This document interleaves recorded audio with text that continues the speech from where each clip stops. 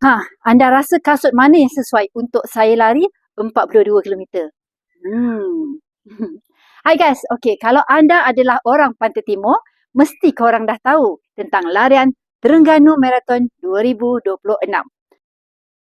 Ada pelbagai kategori, 5 kilometer, 10 kilometer, 21 kilometer dan 42 kilometer.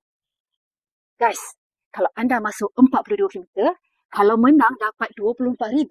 Kan nak ke? Kalau anda adalah pelari, suka lari, nak sahut cabaran diri sendiri, daftarkan diri anda di Terengganu Marathon 2026. Daftar, jangan tak daftar. Nak beli kasut baru ke atau nak tunggu orang sponsor? Menarik juga tu.